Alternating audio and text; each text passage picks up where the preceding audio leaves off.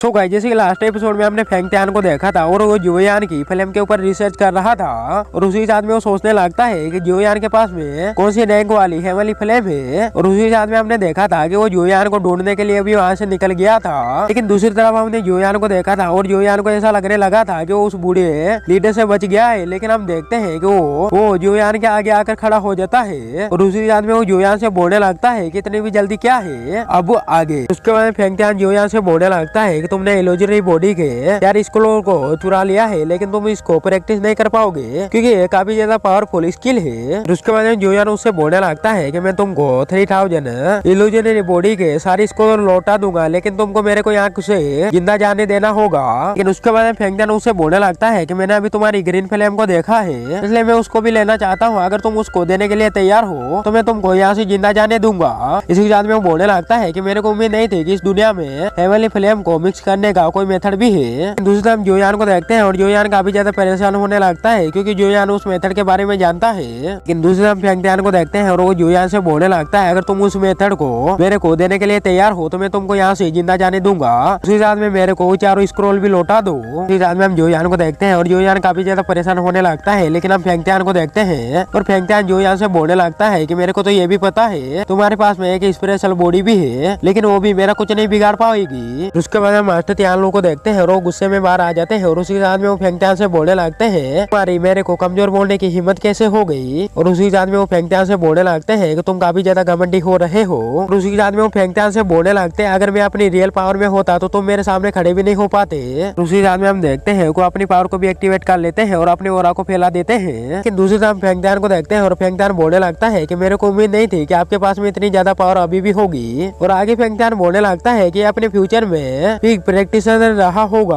और उसी साथ में मास्टर त्यालू से बोलने लगता है कि आपको लगता है आप सच में मेरे से जीत जाओगे। और उसी साथ में मास्टर त्यालू से बोलने लगता है कि आप मेरे रास्ते से हट जाओ क्योंकि मैं इस लड़के को किसी भी हालत में मार के रहूंगा। इसी साथ में मास्टर त्यालू से बोलने लगता है कि अभी के टाइम पे तुम काफी ज्यादा कमजोर हो, इसलिए तुम इस लड़के की रक्षा कभी भी नहीं कर पाओगे। और उसी साथ में हम देखते हैं कि वो जोयान को डराते हुए बोलने लगता है कि तुम मेरे उन चारों स्क्रॉल के साथ में वो क्यू मेथड की टेक्निक भी लौटा दो, तभी मैं तुमको यहाँ से जिंदा जाने दूंगा। लेकिन हम मास्टर त्यालू को देखते हैं और वो बोलने लगते हैं कि तुम तो अभी दो जोन के 8 स्टार पे हो, लेकिन फिर भी तुम काफी ज्यादा घमंडी हो रहे हो। लेकिन इसी साथ में वो जोयान से बोलने लगता है कि तुम यहाँ से चुपचाप चले जाओ क्योंकि मैं इसको संभाल सकता हूँ। दूसरी तरफ हम जोयान को देखते हैं और जोयान काफी ज्यादा उदास होने लगता है क्योंकि जोयान भी फाइट करना चाहता था। इसी साथ में हम मास्टर त्यालू को देखते हैं और वो जोयान को इशारे में बताने लगते हैं कि मैं इसको कुछ टाइम के लिए रोक सकता हूँ और मेरे को अभी भी अपनी बूढ़ी बॉडी पे इतना विश्वास है कि मैं इसको काफी ज्यादा टाइम तक रोक सकता हूँ और तुम उस टाइम का यूज करके यहाँ से निकल जाओ क्योंकि इससे बचना तुम्हारे लिए इतना आसान नहीं होने वाला है। इस आदमी वो जोयान से बोलने लगते हैं कि तुम्हारी स्टोरेज रिंग में मेरा इम्पैक्ट है, इसलिए मैं वहाँ पे तुरंत टेलीपोर्ट भी हो सकता हूँ। उसके बाद हम जोयान को देखते हैं और जोयान वहाँ से भागने लगता है। फिर उसके बाद हम इग्नाइटिंग पवेलियन के लीडर जिसका नाम फेंग त्यान था वो भी जोयान का पीछा करने के लिए जाने लगता है। हम मास्टर त्यान को देखते हैं और उसको रास्ता रोक देते हैं। लेकिन इसी साथ में वो फेंग त्यान से बोलने लगते हैं कि तुम इतने आसानी से आगे नहीं जा सकते हो, तुमको पहले मेरे से फाइट करनी होगी। लेकिन उसके बाद हम फेंग त्यान को देखते हैं और फेंग त्यान उनसे बोलने लगता है कि आपको लगता है कि आप मेरे को रोक पाओगे और आप तो बूढ़े भी हो गए हो, लेकिन फिर भी आप काफी ज्यादा स्ट्रॉन्ग हो। उसी साथ में हम देखते हैं कि फेंग त्यान अपनी लाइटिंग पावर को भी एक्टिवेट करने लगता है। फिर उसके बाद हम देखते हैं कि आसमान में काफी खतरनाक तरीके से लाइटिंग पावर एक्टिवेट होने लगती है। मास्टर त्यालू को देखते हैं और वो भी उसकी इतनी ज्यादा पावर को देखकर काफी ज्यादा हैरान थे। लेकिन इसी साथ में मास्टर त्यालू ये भी सोचने लगते हैं कि ये हेवन और अर्थ की पावर को भी यूज कर सकता है। लेकिन दूसरी तरफ फेंग त्यान को देखते हैं और फेंग त्यान भी उनसे फाइट करने के लिए अपने स्पेयर को बाहर निकाल लेता है और उसी के साथ में हम देखते हैं कि वो स्पेयर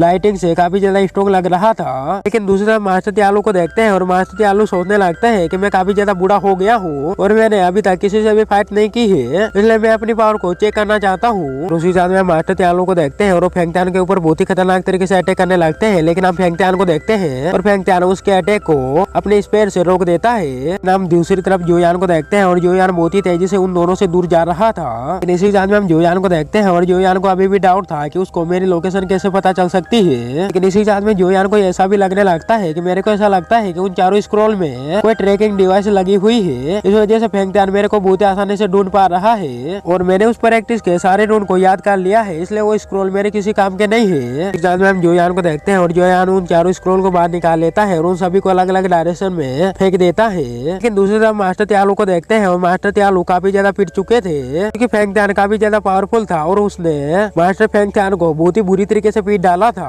उसके बाद हम जोयान को देखते हैं और जोयान को भी मास्टर फेंग त्यान की काफी ज्यादा चिंता थी, लेकिन हम मास्टर फेंग त्यान को देखते हैं और वो जोयान का हाथ पकड़कर तुरंत वहाँ से भागने लगते हैं। बाद में वो जोयान से बोलने लगता है कि हम यहाँ पर बिल्कुल भी नहीं रुक सकते हैं क्योंकि फेंग त्यान हमारा पीछा कर रहा है। और उसी बाद में जोयान उनके मुंह को जैसे देखता है तो उनको काफी ज्यादा चोट आई थी और जोयान उनसे बोलने लगता है कि मास्टर क्या आप ठीक हो। उसके बाद वो जोयान से बोलने लगते हैं कि तुमको चिंता नहीं करनी चाहिए क्योंकि मैं ठीक हूँ और मेरे को कुछ भी नहीं हो सकता है। लेकिन उसके बाद जोयान अपने मास्टर से बोलने लगता है कि आपके चेहरे पे तो काफी ज्यादा चोट लगी हुई है। इसके बाद हम देखते हैं कि वो अपनी चोट को छुपाने लगते हैं और उसी साथ में हम देखते हैं कि वो जोयान के रिंग में वापस चले जाते हैं। उसी साथ में वो जोयान से बोलने लगते हैं कि तुमको जल्दी जल्दी आगे बढ़ना चाहिए और मैं अपने आप को फिर से रिकवर कर रहा हूँ और मेरे को थोड़ा सा टाइम चाहिए। फिर उसके बाद हम जोयान को देखते हैं और जोयान बहुत ही तेजी से आगे बढ़ने लगता है। दूसरी तरफ फेंग त्यान को देखते हैं और फेंग त्यान उस लोकेशन पे आ गया था जहाँ पर जोयान ने उन चारों स्क्रोल को अलग अलग फेंका था। उसी साथ में हम देखते हैं कि फेंग त्यान अपनी पावर को एक्टिवेट करके वहाँ की जगह को चेक करने लगता है। इस में उसको भी पता चल जाता है कि जोयान ने उन सभी स्क्रोल को अलग अलग डायरेक्शन में फेंक दिया है क्योंकि वो इस तरीके से मेरे को बेवकूफ बना पाए। लेकिन इसी के साथ में वो ये भी सोचने लगता है कि मेरे को उम्मीद नहीं थी कि जोयान इन सभी स्क्रोल को इतनी आसानी से छोड़ देगा। और उसी के साथ में फेंग त्यान बोलने लगता है क्या जोयान को ऐसा लगता है कि मैं उसका पीछा इतने आसानी से छोड़ने वाला हूँ। उसके बाद हम देखते हैं कि अपने थंडर पावर को भी एक्टिवेट कर लेता है, इसको इल्यूजनरी बॉडी बोला जाता है। जिसके बाद हम देखते हैं कि फेंग त्यान का एक और क्लोन बन जाता है। उसके बाद हम फेंग त्यान को देखते हैं और फेंग त्यान अपने क्लोन को समझाने लगता है और वो बोलने लगता है तुमको जोयान से फाइट करने की कोई भी जरूरत नहीं है, बस तुमको उसको रोक के रखना होगा। उसके बाद फेंग त्यान का क्लोन उससे बोलने लगता है कि आपको चिंता नहीं करनी चाहिए क्योंकि मैं जोयान को बचकर नहीं जाने दूंगा। उसी साथ में हम देखते हैं कि जोयान को ढूंढने के लिए वहाँ से तुरंत निकल जाता है। लेकिन दूसरी तरफ जोयान को देखते हैं और जोयान बहुत ही तेजी से आगे बढ़ रहा था और उसी साथ में जोयान सोचने लगता है वो फेंग त्यान उस चारों स्क्रोल को किसी भी हालत में नहीं छोड़ सकता है। दूसरी साथ में जोयान ये भी सोचने लगता है कि मेरे को ऐसा लगता है कि उन सभी स्क्रोल में उन सभी एल्डर का इंपरेट होगा, इस वजह से वो मेरे को फॉलो कर पा रहा था। में जोयान के मास्टर जोयान से बताने लगते हैं कि अब फेंग त्यान का और कम हो रहा है और इसी बाद में वो जोयान से बोलने लगते हैं कि तुमने जैसा बोला था मेरे को ऐसा लगता है कि फेंग त्यान उसी चीज को खोज रहा है। लेकिन उसके बाद हम देखते हैं कि वहाँ पर अचानक से एक पोर्टल ओपन होती है जिसके अंदर से फेंग त्यान की एक बॉडी जोयान के ऊपर बहुत ही खतरनाक तरीके से अटैक करने लगती है। ना मास्टर त्यालो को देखते हैं और वो तुरंत बाहर आ जाते हैं और वो उसके अटैक को बहुत आसानी से रोक लेते हैं। और उसी साथ में हम फेंग त्यान की बॉडी के क्लोन को देखते हैं और वो जोयान से बोलने लगता है कि मैंने तुमसे पहले बोला था कि आज तुम मेरे हाथों से नहीं बचने वाले हो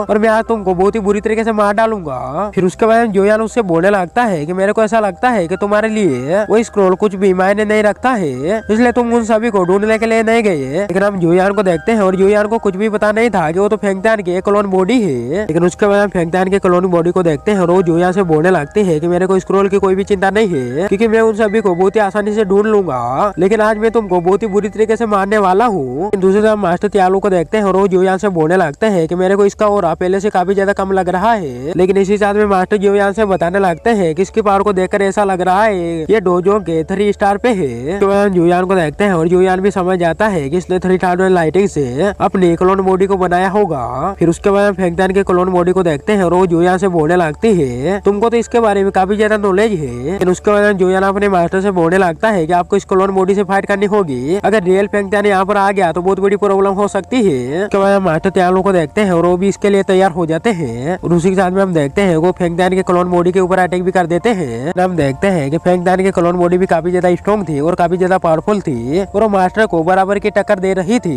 लेकिन दूसरी तरफ जोयान को देखते हैं और जोयान भी उन दोनों की फाइट को देख रहा था और जोयान सोचने लगता है सच में फेंग त्यान की क्लोन बॉडी भी काफी ज्यादा पावरफुल है और मास्टर त्यान भी उसको नहीं हरा पा रहे हैं। लेकिन इसी बात में जोयान को यह भी पता चल जाता है कि फेंग त्यान ने जानबूझ के इस क्लोन बॉडी को यहाँ पर भेजा क्योंकि ये क्लोन बॉडी हम दोनों को ऐसे रोक पाए। इसी साथ में मेरे को ऐसा लगता है कि फेंग त्यान उन सभी स्क्रोल को लेकर बहुत ही जल्दी यहाँ पर आने वाला है। लेकिन दूसरी तरफ मास्टर त्यालो को देखते हैं और मास्टर त्यालो उस क्लोन से बहुत ही खतरनाक तरीके से फाइट कर रहे थे। इसी साथ में हम देखते हैं कि मास्टर त्यालो उसके ऊपर धीरे धीरे भारी भी पड़ने लगते हैं। लेकिन इसी साथ में मास्टर त्यालो को देखते हैं और अपनी फायर पावर से उसके ऊपर अटैक करते हैं, लेकिन हम देखते हैं कि उसको कुछ ज्यादा कोई फर्क नहीं पड़ता है। साथ में मास्टर त्यालो को देखते हैं और मास्टर त्यालो उस क्लोन बॉडी को काफी खतरनाक एक पंच मारते हैं। इस वजह से हम देखते हैं कि वो क्लोन बॉडी काफी दूर जाकर गिर जाती है। फेंग त्यान के क्लोन बॉडी को देखते हैं और वो काफी ज्यादा कमजोर हो जाती है, लेकिन हम देखते हैं कि वो अपनी चोट को वापस से हील कर लेती है। लेकिन हम दूसरी तरफ जोयान को देखते हैं और जोयान मास्टर त्यालो से बोलने लगता है कि आप अपनी पावर मेरे को दो और मैं इस बॉडी को अपनी फ्लेम से जला सकता हूँ। तो हम मास्टर त्यालो को देखते हैं और वो भी बिल्कुल ऐसा करने के लिए तैयार हो जाते हैं और वो अपनी सारी पावर जोयान को दे देते हैं। लेकिन दूसरी तरफ फेंगत्यान की क्लोन बॉडी जोयान के ऊपर अटैक करने के लिए आने लगती है। लेकिन हम जोयान को देखते हैं और जोयान ने अपनी ग्रीन फ्लेम को भी एक्टिवेट कर लिया था और उसी चांस में हम जोयान को देखते हैं और जोयान फ्लेम हार्ड को अलग कर देता है और उसी चांस में हम जोयान को देखते हैं और जोयान उसकी फर्स्ट स्टेज सर्पेंट टेक्निक को एक्टिवेट करने लगता है। फिर उसके बाद हम देखते हैं कि उसके अंदर से फायर ड्रैगन बाहर आने लगते हैं। उसके बाद हम फेंगत्यान के क्लोन को देखते हैं और वो काफी ज्यादा डर जाता है। लेकिन दूसरी तरफ जोयान को देखते हैं और जोयान अपनी पावर से उसके ऊपर अटैक कर देता है। उसके बाद हम फेंगत्यान के क्लोन बॉडी को देखते हैं और वो जोयान के अटैक से बचने की कोशिश करने लगती है और उसी साथ में हम देखते हैं कि वो अपने चारों तरफ एक शील्ड को भी एक्टिवेट कर लेती है। लेकिन हम उन सभी ड्रैगन को देखते हैं और वो फेंगत्यान के क्लोन बॉडी के चारों तरफ घूमना स्टार्ट कर देते हैं और दूसरी तरफ हम जोयान को देखते हैं और जोयान ने हार्ड फ्लेम को हाथ में रखा हुआ था जो कि किसी को भी बॉडी को बहुत ही बुरी तरीके से जला सकती है। फेंगत्यान की क्लोन बॉडी को बहुत ही बुरी तरीके से जलाने लगती है। लेकिन दूसरी तरफ हम फेंगत्यान की क्लोन बॉडी को देखते हैं और वो काफी ज्यादा परेशान होने लगती है और उसी साथ में वो बोलने लगती है कि फ्लेम एंड हार्ड किसी के भी सोल को बहुत आसानी से जला सकती है और उसी साथ में उस क्लोन बॉडी को अभी भी विश्वास नहीं हो रहा था कि इस लड़के के पास में ये फ्लेम भी होगी। लेकिन दूसरी तरफ जोयान को देखते हैं और जोयान अपनी पावर का यूज करके उस क्लोन बॉडी के ऊपर और भी खतरनाक तरीके से अटैक करने लगता है। जिसके बाद हम फेंगत्यान की क्लोन बॉडी को देखते हैं और वो बहुत ही बुरी तरीके से वहाँ पर डिस्ट्रॉय हो जाती है। लेकिन इसी साथ में दोस्तों ये एपिसोड यहीं पर एंड हो जाता है। मेरे को उम्मीद है ये एपिसोड आप सभी को काफी ज्यादा पसंद आया होगा। अगर पसंद आया तो वीडियो को लाइक और चैनल को सब्सक्राइब करके बेल आइकन को ऑल पे प्रेस जरूर से कर देना। मिलते हैं नेक्स्ट एपिसोड में।